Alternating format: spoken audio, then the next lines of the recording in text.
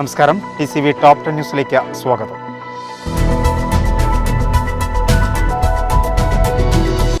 താനൂരിൽ സ്കൂട്ടറിൽ Taurus lorry ഇടിച്ച് 19കാരൻ മരണപ്പെട്ടു.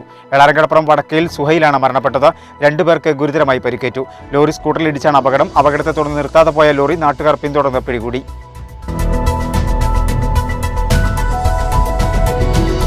ശ്രീകൃഷ്ണ ജയന്തിക്ക് പകരം ഡിങ്ക ജയന്തി എന്ന് സോഷ്യൽ മീഡിയയിൽ പ്രചരിപ്പിച്ചയാൾ അറസ്റ്റിൽ. മംഗലം വാളമൃദൂർ സ്വദേശി മാത്തൂർ വളപ്പിൽ യൂസഫാണ് അറസ്റ്റിലായത്. മതവികാരം വ്രണപ്പെടുത്തിയെന്ന പരാതിയിലാണ് പോലീസ് കേസെടുത്ത് അറസ്റ്റ് ചെയ്തത്.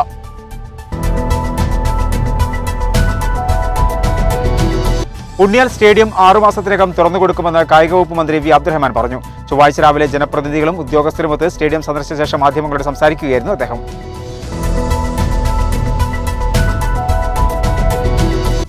മലപ്പുറത്ത് 17 പഞ്ചായത്തുകളിൽ സമ്പൂർണ്ണ ലോക്ഡൌൺ. പ്രതിവാര ജനസംഖ്യാ പ്രകാരം 7 മുകളിലുള്ള പഞ്ചായത്തുകളിലാണ് കർശന ലോക്ഡൌൺ പ്രഖ്യാപിച്ചത്. ചില നഗരസഭാ വാർഡുകളിലും നിയന്ത്രണം ഏർപ്പെടുത്തി.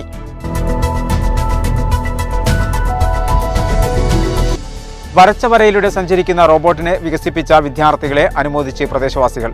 ചെറുമുക്ക് നാട്ടുകാരും കൂട്ടായ്മയാണ് വിദ്യാർത്ഥികളെ ആദരിച്ചത്. Tanur sub inspector N Sreejith വിദ്യാർത്ഥികൾക്ക് മെമന്റോ നൽകി.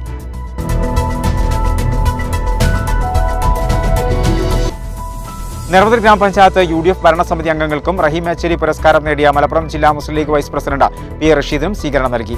നെടുമങ്ങാട് പഞ്ചായത്ത് മുസ്ലിം ലീഗ് കമ്മിറ്റി സംഘടിപ്പിച്ച പരിപാടി തിരുനിയോജക മണ്ഡലം MLA കുറുക്കുളി മൊയ്തീൻ ഉദ്ഘാടനം ചെയ്തു.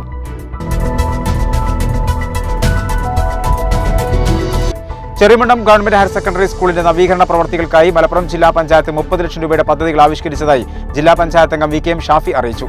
അധ്യാപകർക്ക് സ്നേഹസമ്മാനമായി 15 ലക്ഷം രൂപ ചെലവിൽ സ്റ്റാഫ് റൂമും നവീകരിക്കും.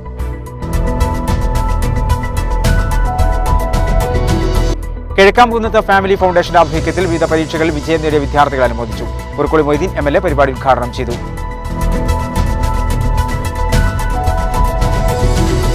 DYFI തിരൂർ ബ്ലോക്ക് കമ്മിറ്റിയുടെ നേതൃത്വത്തിൽ നടന്നുവരുന്ന രക്തദാന ക്യാമ്പയിനിൽ തിരൂർ ജില്ലാ ആശുപത്രി ബ്ലഡ് ബാങ്കിലേക്ക് DYFI തലക്കാട് മേഖലാ കമ്മിറ്റി രക്തം നൽകി. 25ഓളം പ്രവർത്തകരാണ് രക്തം നൽകിയത്.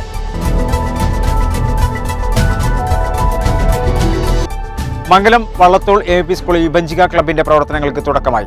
പ്രശസ്ത ചിത്രകാരനും ഗാനരചയിതാവും തിരൂർ ALP സ്കൂളിലെ അധ്യാപകനുമായ അസ്ലം തിരൂർ ഉദ്ഘാടനം ചെയ്തു.